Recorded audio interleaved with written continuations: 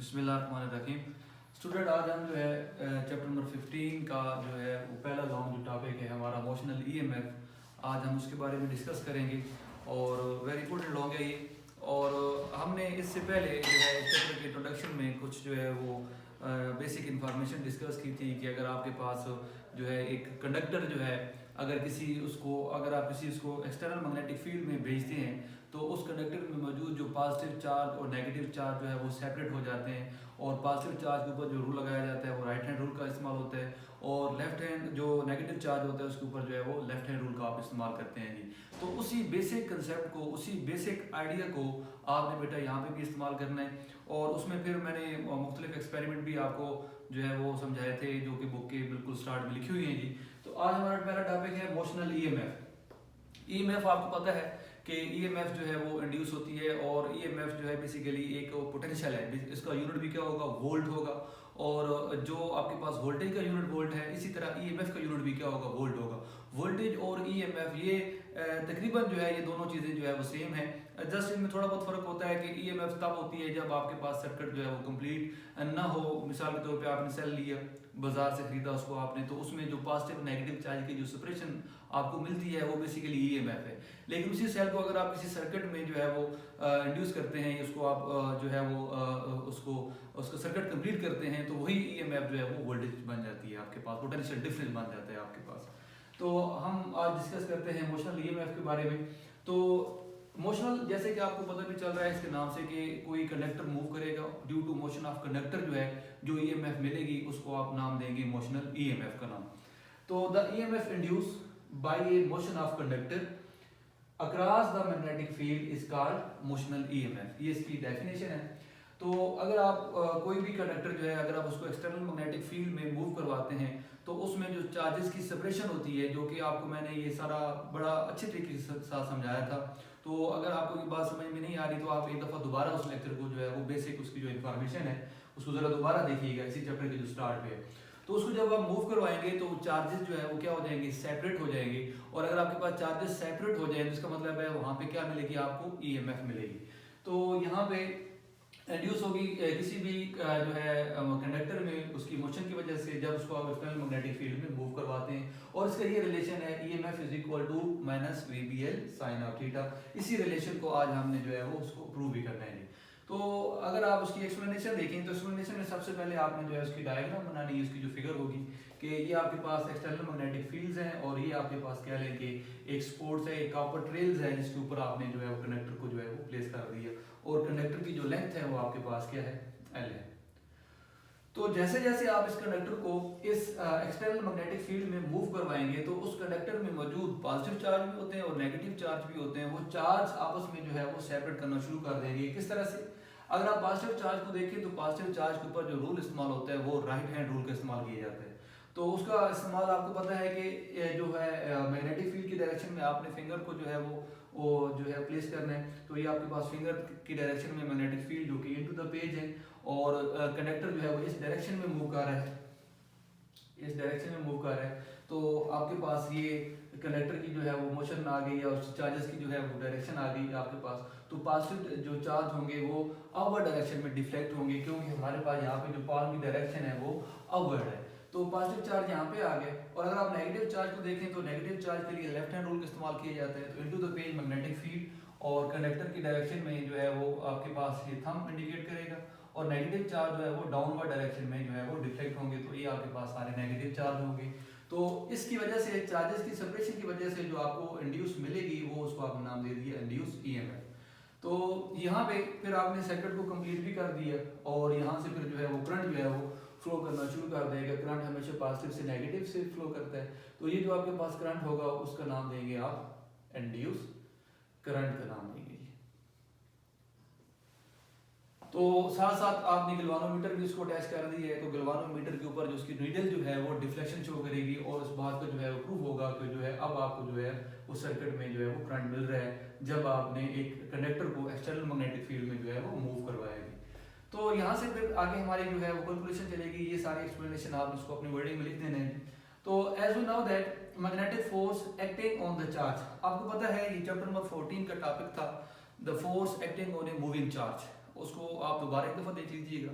उसका final result था हमारे पास F B is equal to Q V cross B, और अगर आप उसकी मैग्नीट्यूड लें तो आपके पास मैग्नीट्यूड आ जाती है F B is equal to Q V B sine of theta.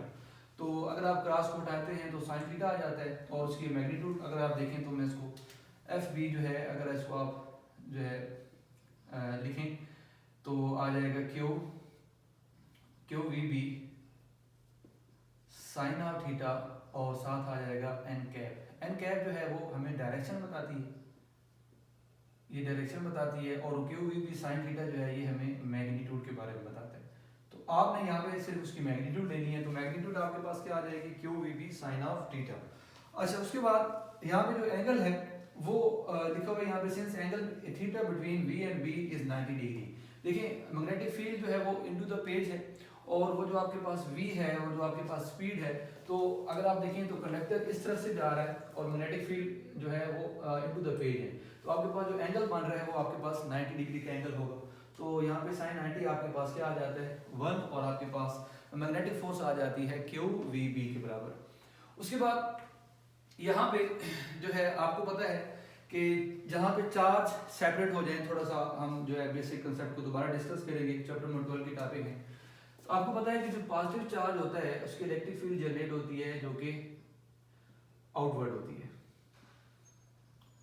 और जो नेगेटिव चार्ज होता है उसकी इलेक्ट्रिक फील्ड क्या होती है इनटू द इनवर्ड होती है। अब अगर आपके पास दोनों चार्जेस जो है वो साथ साथ हों, पॉजिटिव नेगेटिव, तो आपको ये भी पता है कि फिर अगर दोनों चार्जेस साथ साथ हों तो इलेक्ट्रिक फील्ड जो है वो पॉजिटिव से स्टार्ट होगी और जो है वो नेगेटिव में इंटर हो जाएगी। इस तरह से जो है आपको ये सारी बातें आपको बेसिक जो है पता है, चैप्टर नंबर 12 इसमें ये सारा कंसेप्ट जो है वो डिस्कस किए गए। तो यहाँ पे भी कुछ इस तरह की सूरत हाल बन रही है, जब चार्जेस सेपरेट होंगे तो यहाँ से इलेक्ट्रिक फील्ड जनरेट होगी पॉजिटिव से एंड नेगेटिव, पॉजिटिव से एंड नेगेटिव। अब यहाँ पे जो है सिचुएशन क्या बन जाएगी कि वो जो मजीद जो चार्ज शुरू में जो चार्ज वो सेपरेट हो जाएंगे, पॉजिटिव जो है अपवर्ड चले जाएंगे, नेगेटिव जो है वो डाउनवर्ड चले जाएंगे। लेकिन एक जो है कुछ टाइम के बाद, कुछ देर के बाद होगा ये बेटा कि वो जो चार्जेस जो होंगे मजीद पॉजिटिव चार्ज ऊपर नहीं जा पाएंगे और नेगेटिव चार्ज जो है वो डाउनवर्ड नहीं जा पाएंगे। क्यों? क्योंकि इलेक्ट्रिक फील्ड जनरेट हो जाएगी, वो जो पॉजिटिव चार्ज ऑलरेडी वहाँ पे पहुंच चुके होंगे। आपको पता है पॉजिटिव को क्या करता है, रिपेल करता है, तो वो पॉजिटिव चार्ज को मजीद ऊपर नहीं आने देगा। इसी तरह नेगेटिव चार्ज जो है वो मजीद नेगेटिव चार्ज को नीचे नहीं आने देंगे।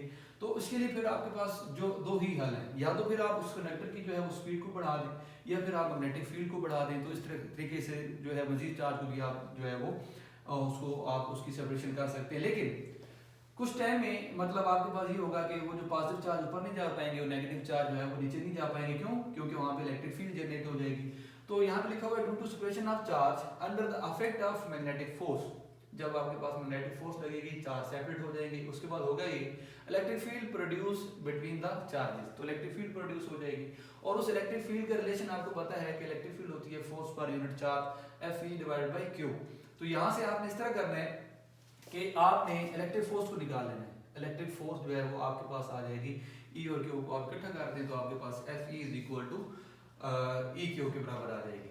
अब याद रखिए ये जो आपके पास इलेक्ट्रिक फोर्स आई है वो किस वजह से आई है, मैग्नेटिक फोर्स की वजह से, क्योंकि मैग्नेटिक फोर्स ने चार्जेस को सेपरेट किया है और चार्जेस की सेपरेशन की वजह से आपके पास इलेक्ट्रिक फील्ड आई है।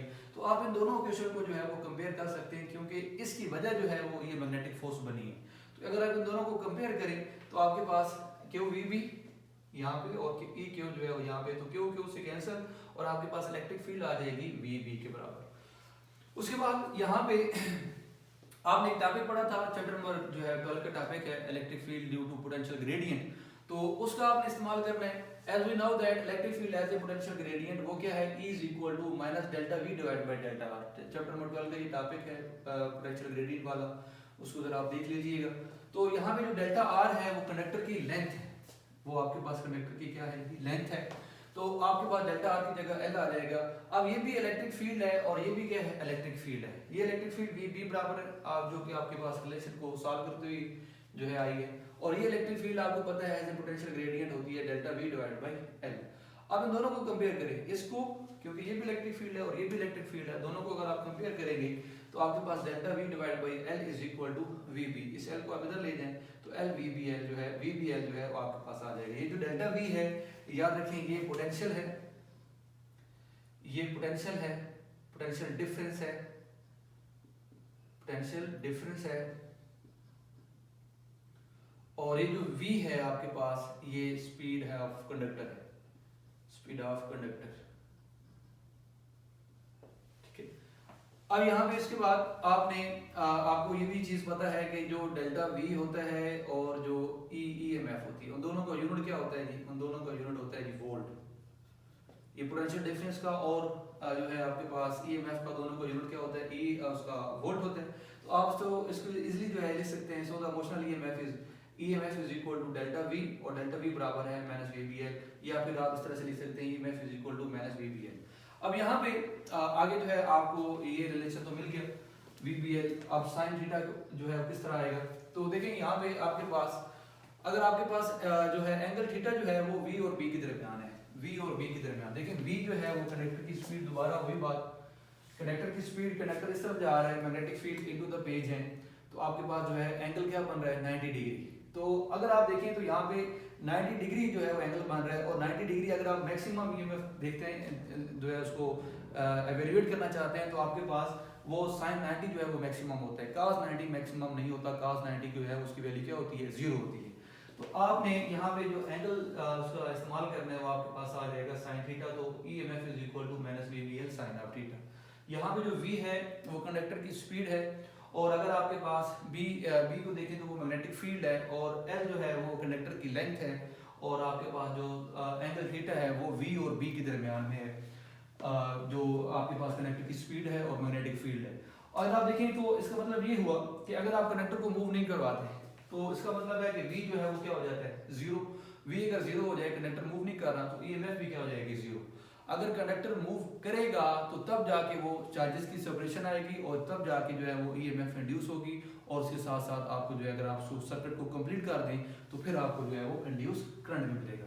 तो ये इमोशनल EMF का रिलेशन था, इसको आप इसको ज़रा देखें, इसको खुद जो है लिखें, इसकी प्रैक्टिस करें।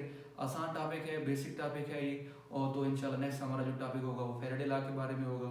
तो इंशाल्लाह जो है वो नेक्स्ट लेक्चर में मिलते हैं जी। Thank you very much.